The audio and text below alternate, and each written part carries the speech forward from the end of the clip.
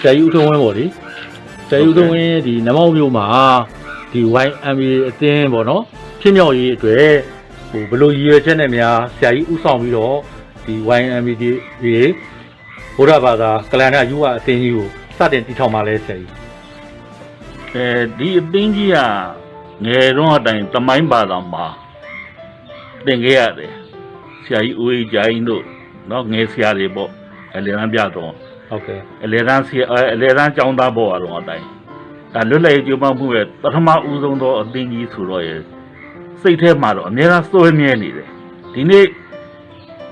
ဒီနှစ်ပေါင်း114နှစ်အကြာပေါ့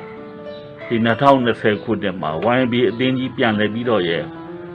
ဖွံ့ဖြိုးလာဖို့အတွက်ရန်ကုန်ကနေပြီးတော့ရဲ့ဦးအောင်တွင်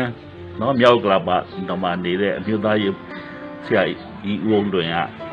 လှမ်းမိတယ်ပြီးတော့ကျွန်တော်ဒီအဖွဲ့နောက်မှမှာဖွဲ့ကျင်တယ်ပုံစံသာပေးလိုက်ပါဆိုတော့တပည့်ဖြစ်တဲ့မြတ်သက်သားဘိုလီဆန်းလက်အောင်ကနောက်မှကိုရအောင်ပေးတယ်အဲ့လောက်မှပွားပြီးတော့ဒီမှာမြို့ပေါ်9ရပ်ကွက်ပေါ့မြို့ပေါ်9ရပ်ကွက်မှာရှိတဲ့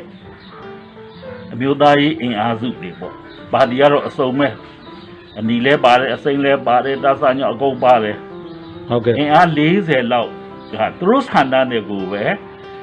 ဓာတ်ပုံကောတခါတည်းပေးပြီးတော့ရဝင်ကြတယ်ပေါ့ဟုတ်ကဲ့ဝင်ပြီးတဲ့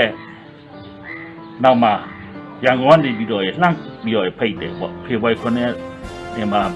ကာချုပ်ကြီးဗိုလ်ချုပ်မှုမင်းအောင်လှိုင်ကို9ရက်နေ့ဧကမှာသောတာပွဲအနှင်းပွဲခန္ဓာကိုတက်ရောက်ဖို့ဖိတ်ခေါ်တာနဲ့အဲ့ဒီလက်တယောက်ခွင့်ရခဲ့တယ်ဟုတ်ကဲ့ဒီအတွက်လည်းပဲအမျိုးသားရေးစိတ်ဓာတ်တွေပိုးပြီးတော့ချင်းချင်းရှားရှားပိုးပြီးတော့ခံယူလာရတယ်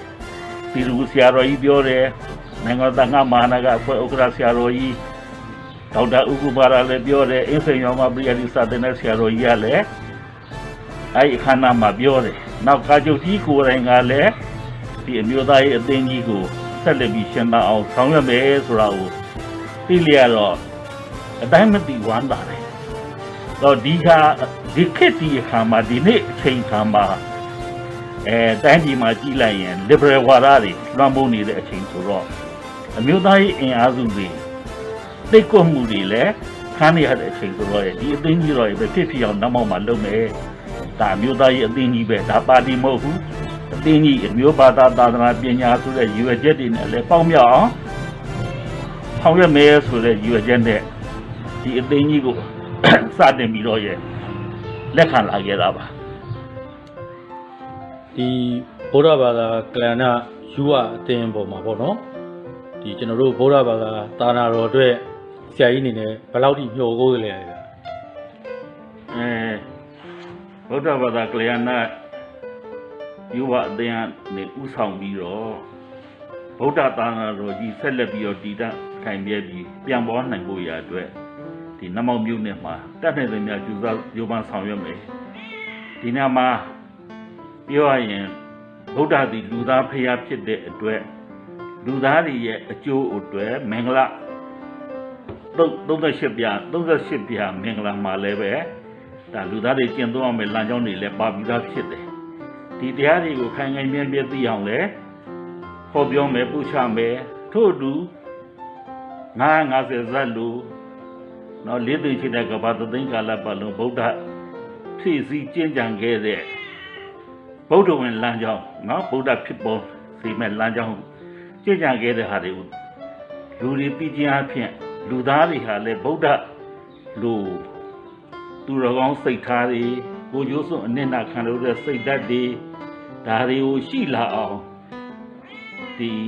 ဗုဒ္ဓဘာသာကလည်းနာယူဝအသင်ကြီးကနေပြီးတော့တတ်တဲ့မြတ်ဟောပြောပို့ချမယ်အဲ့တော့ဘာသာရေးနဲ့ပတ်သက်လို့ကတော့ဒါအမျိုးသားရေးပါနော်အမျိုးသားရေးဆိုတော့လူတိုင်းမှာမတိုက်တွန်းစရာမလိုဘူးကိုယ်အရေးတွေပဲ88ရာခိုင်နှုန်းလောက်ရှိနေတဲ့မြန်မာပြည်သူနော်တန်50ကျော်88ရာခိုင်နှုန်းဟာဗုဒ္ဓဘာသာဝင်တွေဆိုတော့ဒီဘာသာရေးနဲ့ပတ်သက်ပြီးတော့ဘသူရဲ့တိုက်တွန်းမှုမှမရှိဘဲနဲ့ဗုဒ္ဓဘာသာကလျာဏယူဝအသင်း YMBA စိတ်ဓာတ်တွေပြန်ပွားလာအောင်ကျွန်တော်တို့ကဆက်ပြီးတော့နမောင်မှာကြိုးစားဆောင်ရွက်သွားမှာပါဟုတ်ကဲ့ပါကျေးဇူးပါဆရာဟုတ်ကဲ့ဆရာကြီးကဒီကျွန်တော်တို့ဗုဒ္ဓဘာသာကလဏယူဝအသင်း YMBA ပေါ့နော်နမောင်မှာစတင်ဖွဲ့စည်းစဉ်ကာလကဆရာကြီးတွေနဲ့အခက်အခဲများကြုံတွေ့ခဲ့ရတာများရှိလားဗျအခက်အခဲဆိုတော့ဒါတွေ့ရမှာပဲရှိလဲရှိနေဒါမှလည်းသဘာဝကြမယ်ဗုဒ္ဓဘာသာကလျာဏယူဝအသင်းဆိုပြီးတော့နမောင်မှာဖွဲ့မြို့ပေါ်9ရပ်ကွက်မှာရှိတဲ့လူတွေစီကိုအပေါင်းအသင်းတွေဆရာမတွေစီကိုသွားတယ်သွားပြီးဒီအသင်းဒီမှာဖွဲ့စည်းမယ်ဆောင်ရွက်မယ်ဆိုတော့တချို့ကလိုလာတန်းပြီးတော့ပုံစံဖြည့်ဝင်တယ်ဓာတ်ပုံတွေပဲလိုအပ်တာတွေလည်းပြီးတယ်ပေါ့တချို့ကြတော့ပြောမရတာတွေရှိသေးတယ်အထူးပြန်ဆရာမတွေကပါပဲအမျိုးသမီးအမျိုးသားဆရာမတွေအငင်းသားတွေရပါပဲဟုတ်ကဲ့YMBA ဆိုရင်နောက်တွန်းသွားတယ်ဟုတ်ကဲ့နောက်တွန်းတဲ့အကြောင်းဒီလုံးနဲ့နောက်တဖြည်းဖြည်းနဲ့ဘာကြောင့်သူတို့တွေနောက်တွန်းရတာတော့နော်အဲ့တော့ဒီမျိုးပေါ်မှာလူအင်အား30ကျော်လောက်ကရနေပြီဟုတ်ကဲ့လုံလောက်တဲ့အနေအထားလည်းရှိနေပြီဟုတ်ကဲ့တချို့ဆရာမတွေပညာတတ်တွေဖြစ်ပြီးတော့သင်ခဲ့ပါရဲ့တဲ့သမိုင်းဆရာမတွေကိုယ်တိုင်ကဝိုင်းပြီးဘာကြောင့်ညှမ်းဆန်ကြတာတော့ဆိုတော့နောက်ဟာအနီမျိုးတော့ပေါ့ဟုတ်ကဲ့နော်သူကျောင်းဆိုင်ရဲ့မွေးရဇာတိဒေါ်စန်းစုကြည်ကိုအပြည့်အဝထောက်ခံနေဆိုတဲ့မြို့ဆိုတော့ဒီနေရာမှာဆရာမတွေကဒေါ်စန်းစုကြည်ကိုချက်တာလောက်ပဲသူကကြည်တာဟုတ်ကဲ့ဗျနော်ချက်တာလောက်ပဲကြည်တယ်နော်အုံနောက်နဲ့စဉ်းစားပြီးတော့တွေးခေါ်မျှော်မြင်ပြီးတော့ဒီအမျိုးသားရေးလမ်းကြောင်းကြီးဖြစ်တဲ့ကိုဘာသာသာသနာမတိမ်ကောအောင်မပြောက်ပြစ်အောင်ဆောင်ရွက်ဖို့တာဝန်ပိုင်းကြတော့တာမအမြင်မျိုးတာမအတွေးမျိုးလောက်ပဲရှိနေတယ်ဟုတ်ကဲ့အဲဒါကြောင့်မလို့ဒီဗုဒ္ဓဘာသာကလျာဏယူဝအသင်းကြီးကိုကျွန်တော်အနေနဲ့ကဒီအခက်အခဲတွေကိုသူတို့မဝင်ကျင်တာကိုသူတို့အပြစ်လည်းမပြောဘူးနော်တချို့ဆိုရင်မင်္ဂလာဆောင်မှာတွေ့တယ်ဒီကြောင့်ဆက်ပြောတယ်လုံးဝခါခါတီးတီးအထူးဖြင့်ပတ်သက်ရှိတဲ့ငွေကြေးချမ်းသာတဲ့နော်မြို့ပေါ်ကတထေးတွေဟုတ်ကဲ့တရားမှကိုစီရုံမရဟုတ်ကဲ့ဗျနောက်ဆုတ်သွားတယ်ဒါခင်မမှုရှိတဲ့လူတွေကိုစီရုံတာပါအဲ့တော့ပတ်သက်ရှိတဲ့လူတွေကလည်းနောက်ဆုတ်တယ်ပညာတတ်တဲ့ဘွဲရပညာတတ်တွေကလည်းအငြိစားဆရာသမားတွေလည်းနောက်ဆုတ်ကြတယ်ဟုတ်ကဲ့အဲ့တော့မြို့ပေါ်အင်အား30ကျော်လောက်ရပြီဆိုတော့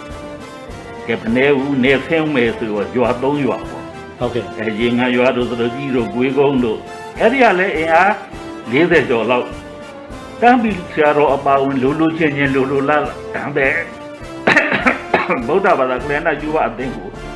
သူတို့ဝင်ကြတယ်ကိုမျိုးကိုဘာသာကိုသာသနာ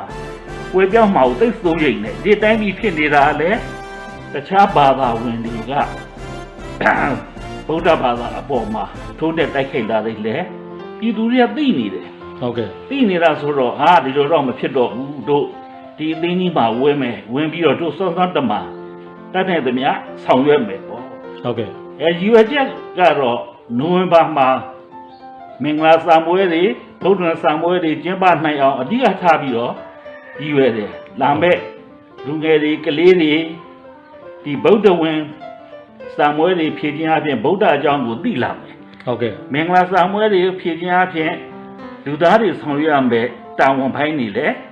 သိလာမယ်ဟုတ်ကဲ့အဲ့တော့ဒီကလေးတွေဟာနောက်ချိန်လူကြီးဖြစ်လာရင်တနည်းအားဖြင့်လွတ်တော်တဲ့ရောက်သွားမယ်ဆိုရင် ဒီကလေးတွေဟာဗုဒ္ဓဘာသာဝင်တွေကောင်းကောင်းဖြစ်သွားမယ် ဟုတ်ကဲ့ နော်အမျိုးဘာသာသာသနာကိုချစ်မြတ်နိုးတဲ့သူတွေလွတ်တော်တွေများများရောက်ဖို့လိုတယ် ဟုတ်ကဲ့ ဒီအတွက်ရည်ရွယ်ပြီးတော့ကျွန်တော်ကလည်းဆက်ပြီးတော့ရဲ့တော်မျိုးပါဖွဲ့စည်းနိုင်ဖို့အသိဉာဏ်ရှင်သားအောင်ဆက်ပြီးတော့ရဲ့ကျွန်တော်ဆောင်ရွက်သွားမှာပါ ဟုတ်ကဲ့ပဲဟုတ်ကဲ့ဆရာအခုပေါ့လေကျွန်တော်တို့ကြားသိရတဲ့လောက်ပေါ့ဒီ YMBA ပေါ့ဘုရားဘာသာကလန္ဒယူဝအသင်းကြီးကိုဟိုပါတီနိုင်ငံရေးအတွင်မျိုးနဲ့တချို့ကရှုမြင်နေတာရှိတယ်အဲ့တော့ YMBA အသင်းကြီးပေါ်မှာအဲ့လိုရှုမြင်နေတဲ့အပိုင်းမှာဆရာကြီးအနေနဲ့ဗာများမှတ်ချက်ပြုပြောချင်လဲဆရာကြီး ဒီလိုပဲသူတို့ကတော့တွဲပြီးတော့ရဲ့မြင်ကြမှာပဲဒါမှမဟုတ်ခွဲခြားပြီးတော့ကြည့်မယ်ဆိုရင် YMBA အသင်းကြီးဟာဘယ်တော့အခါမှပါတီနိုင်ငံရေးလမ်းကြောင်းပေါ်ကိုရှောက်မှာမဟုတ်ပါဘူးဟိုတုန်းကလည်းအမျိုးဘာသာသာသနာပညာဆိုတဲ့နှစ်ပေါင်း100ကျော်တိုင်အောင်အမျိုးသားရေးတက်တက်ပဲလုပ်လာတယ်အဲ့တော့တချို့ကတော့တွဲမြင်တာတော့အမျိုးသားရေးကိုရုံးကတော့တတ်မတော်မရှိဘူးပေါ့သူကြုံပေါ်မှာဟုတ်တော့အမျိုးသားရေးအသင်းကြီးရဲ့လို့မပေါ်လာတဲ့အချိန်မှာနော်ဖွဲ့စည်းကြရတာအခက်ခဲလည်းရှိတယ်အဲ့တော့လည်းတင်ညနော်ဘာကြီးပါဖေးတို့နော်နောက်ပြီးတော့ဥမောင်ကြီးနော်ခါဥမောင်ကြီးတို့နော်အဲ့လိုပုဂ္ဂိုလ်ကြီးတွေကဝေရခေပညာတတ်ပုဂ္ဂိုလ်ကြီးတွေကဝိုင်းပြီးဖို့အသင်းကိုထောင်ခဲ့ကြတာအမျိုးသားရေးအသိစိတ်ဓာတ်နဲ့ထောင်ခဲ့ကြတာဟုတ်ကဲ့အခုခေတ်ကြတော့လွတ်လပ်ရေးရပြီးတဲ့ခေတ်မြန်မာတမတော်ဆိုလည်းမပေါ်လာတယ်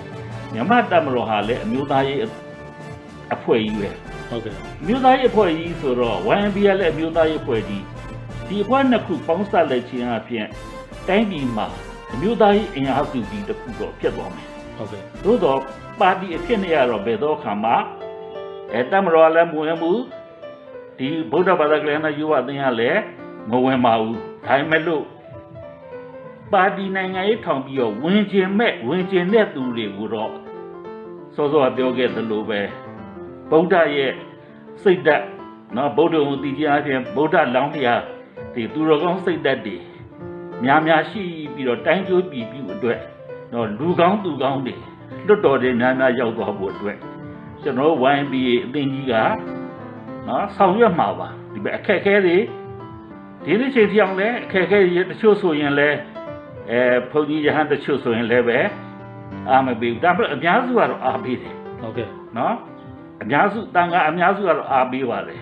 ဒါကောင်းတဲ့အလုပ်ပဲတဲ့ဒါစောင့်ပွဲတွေစစ်နိုင်မယ်ဆိုရင်ကလေးအတွက်လည်းအကျိုးရှိတိုင်းပြည်လည်းအကျိုးရှိဆိုတော့ဆရာတော်တွေကလည်းအားပေးပါတယ်မြို့ပေါ်ကျောင်းတွေကဟုတ်ကဲ့အဲ့တော့ဘလို့ပဲအခက်အခဲတွေရှိဒီအသင်းကြီးကိုကျွန်တော်အနေနဲ့ကတော့နောင်လာနောက်သားကလေးတွေနော်တွတ်တော်တက်မဲ့ကလေးတွေအတွက်ကျွန်တော်အသင်းကြီးကခေါင်းပိုင်းပေါ့အုံနောက်ပိုင်းပေါ့ဘာပဲအသင်းဆိုတာအုံနောက်ပိုင်းခေါင်းပိုင်းနဲ့ဥဆောင်ပဲလွတ်တော်တက်မဲ့ဗုဒ္ဓဘာသာဝင်ကလေးတွေကရုပ်ပိုင်းပေါ့ဒီရုပ်နဲ့ခန္ဓာရုပ်နဲ့နာမ်နဲ့ပေါင်းစပ်ပြီးတဲ့ဘောဟုတ်ကဲ့နော်ဒါမှလည်းပဲအမျိုးဘာသာသာသနာကိုချစ်မြတ်လို့တဲ့လွတ်တော်အမတ်တွေ